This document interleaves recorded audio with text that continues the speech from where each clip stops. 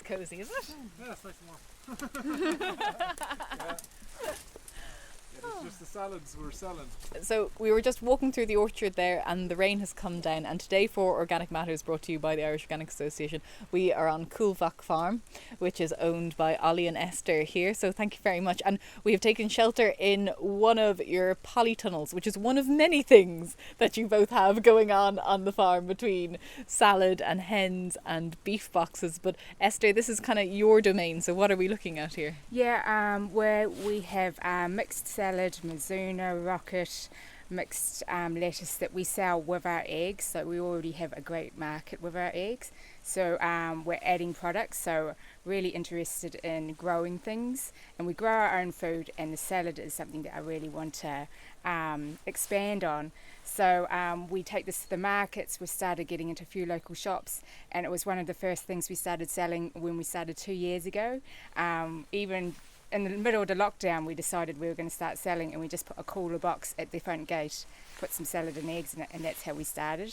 So it's always kind of going, but it is a lot of work. We're juggling so much. So I'm looking at getting a mentor and looking to expand it hopefully next year. That'd be amazing. And Ollie, we were chatting before that you were third in line to the throne here on Cúlbhac farm, right, in terms that you have two older brothers, and farming wasn't exactly the most natural calling growing up. No, it wasn't. My eldest brother did ag science, or he didn't do ag science. He went to, did he go to one of the ag colleges? I'm not sure, but and he just had no interest in farming. And my next elder brother, he had no interest either, so I travelled a bit, and when I came back, probably when I was away and I met Esther and that, I just had an appreciation for what was here, and getting to talk with my dad when he was still alive at the time, he kind of motivated me to come back and show an interest here at home. Yeah, come back. We need someone. We need someone. And what was the system that had been going here? Well, Dad was always innovative and always trying new things. Back, it was a dairy farm back in the 80s. After that, he got cleared out with TB in 1987, and he didn't go back into dairy after that, but he tried, bits of forestry, Christmas trees, stuff like that, bits of tourism, and organics was quite early. He got into organics probably in the early 90s, and this place has been organic ever since, and we want to continue and expand on that. And Esther, I think it's probably been picked up that you might not be a native Tipperary woman. So whereabouts did you come from, or did Ollie find you and lure you back to Tipperary? Yes, he did. He lured me. I come from New Zealand, and I grew up on a 3,000 sheep station high up in the ranges. And I ran away from all of that, and I went to New York to have a good time and to be in the city. And I met Ollie. He didn't look like a farmer at all. I was like, this looks good. And it was just all about having fun in your 20s. And then he got the call from his parents saying, you might like to come home, there's something here for you. And then as we were looking to move back, it was during the recession, we were trying to find work. We ended up going back to Australia, to Dublin, to Galway, even working in Cork, trying to get work back here.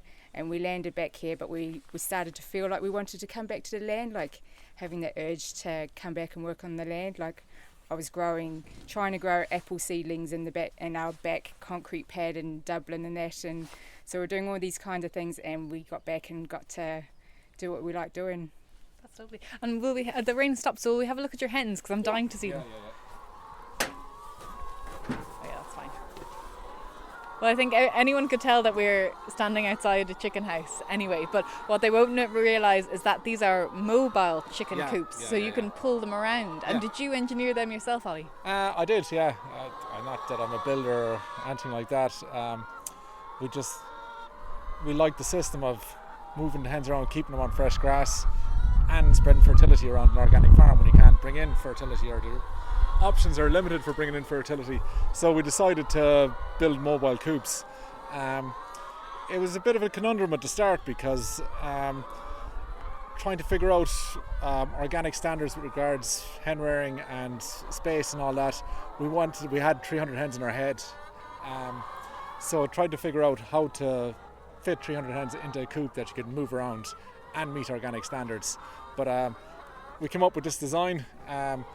it fits 300 birds. They've got adequate space, so you've got adequate perch space, feeding space, nest boxes, everything, and we can hook it onto the tractor and pull it around onto fresh grass every few days. That's brilliant. And Esther, how's it been in terms of egg sales? Oh, yeah, really good. Like, we started in the lockdown and we weren't sure. At first, we had all these eggs. They would slowly build every week how we're going to sell these eggs. And we built an honesty box at the front gate. That was the first place we sold. And I'm from New Zealand, so honesty box would be quite popular with farms, especially orchards and that. And we found the local community really came on board and supported us, and we also started egg collections around the place. There were no markets open. We didn't yet have an egg packery or anything, so we couldn't sell into shops.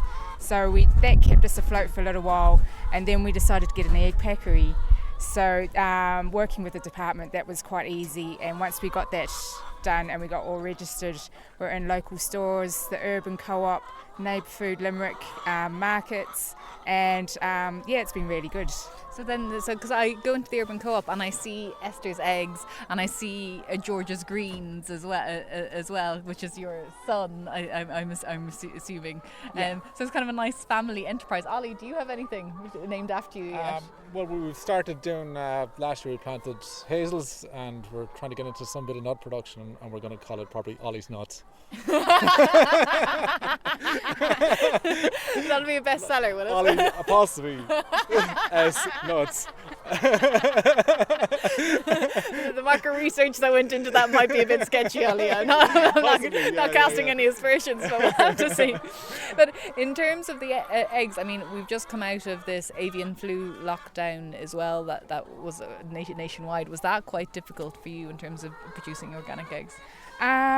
It was in like the first year, last winter, to get used to it. Like, it was all of a sudden 2 days close the doors, and it's quite hard for a mobile system, because you really need to pre-plan what you're going to do.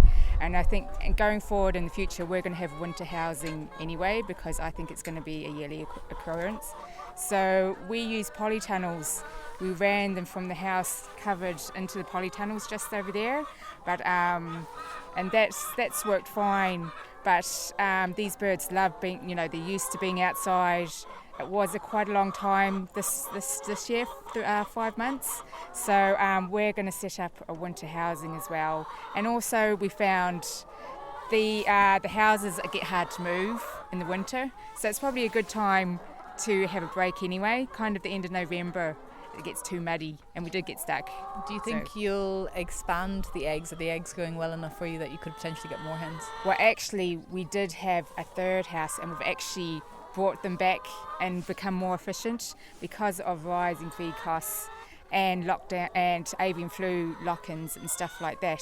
We've decided we're rather going for more numbers. We're producing a good quality egg and going to keep the quality as much as we can and be more efficient in the egg production and the feed, and hopefully in the future looking for different ways to feed hens as well. It'd be great to see if there's more local, more Irish feed produced for hens. How many eggs would you produce a day?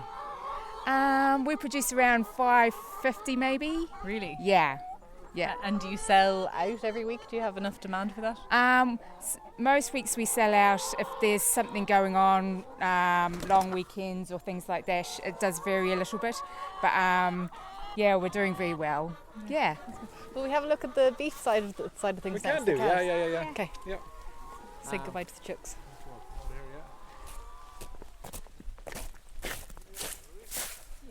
So we've just come into the calf shed, but we've done, I guess, a tour around as well, and we've seen all the animals, and you have some cows and calves, and you have double and triple sucking going on where there's multiple calves on one cow. Then you've slightly older calves outside, and they are some calves I think I've seen some of the best condition that I've seen on any farm. It's a very dull day and it's rainy today, but they are shining, their coats are shining.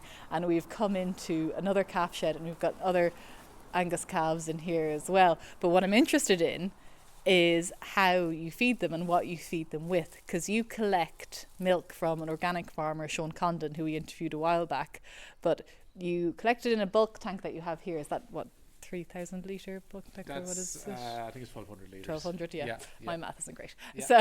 So and you bring it back, and instead of cooling it or doing anything like that, explain to people how you store it or how you create kind of longevity to it. Yeah, well, it's a very simple system. We've got 220 litre big blue drums, and we back the bulk tank in.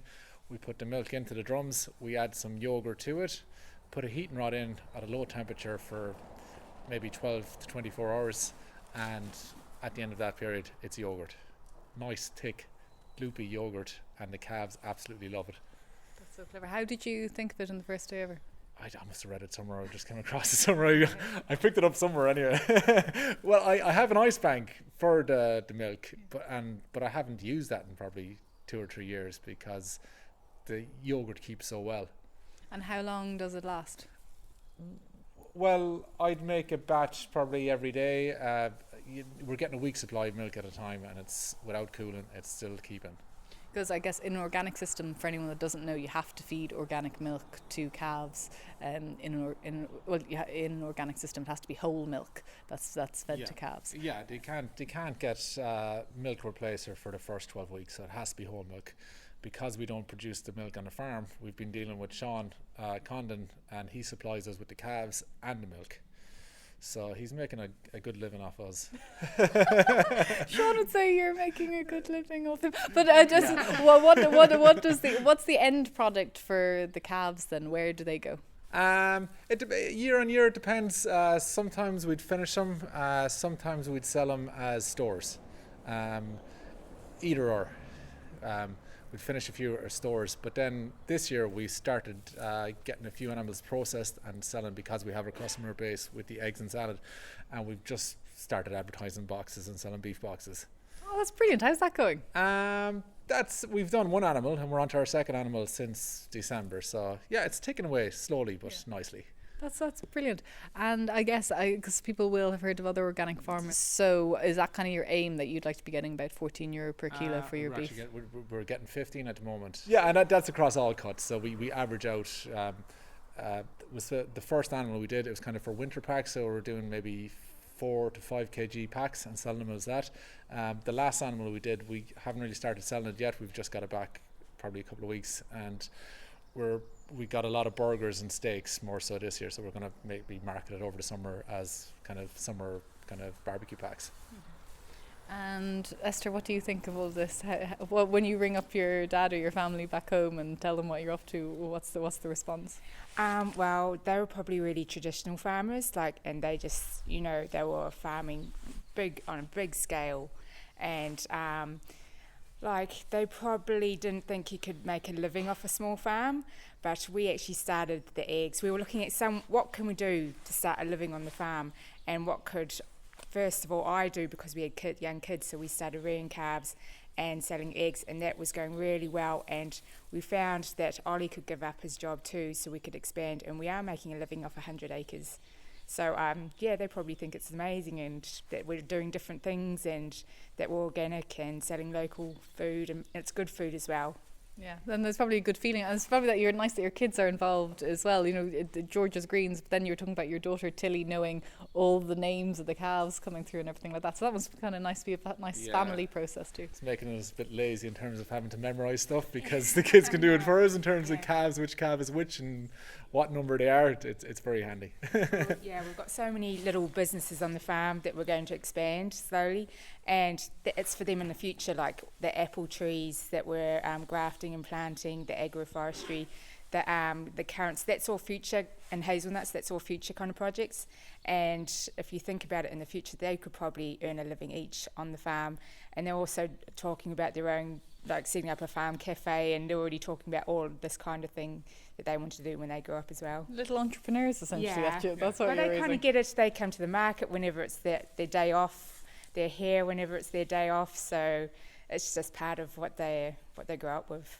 And so I guess long term, I mean, that's a kind of lovely kind of idea and vision to have, but say, this time next year, you've already introduced maybe the beef box idea. Do you have any idea of where you'd like to be this time next year? I suppose we're kind of saying to you at the start, before we started the interview, that we're kind of limited with just the two of us at the moment on how far we can expand presently. So I think down the line we have to look at getting someone in, or maybe woofers or something like that, just to take off the burden, and maybe we can expand. Esther would, as she was saying, would love to expand the salad a bit more. With regards other new projects, nothing yet. You kind of have enough on, I think. Probably. Really. Yeah. But even like selling from more from the farm, maybe like people might come out to see us.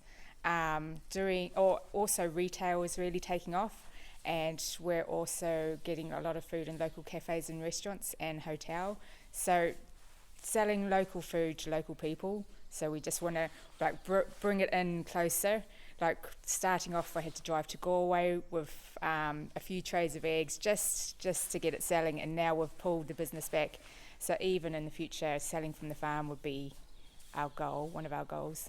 That's lovely. Well, thank you both very much. And if anyone's interested, they can find all your produce in, I think, the Urban Co-op and in local markets, and they can check you out on Facebook as well, can't they? Yeah, we have Facebook and Instagram.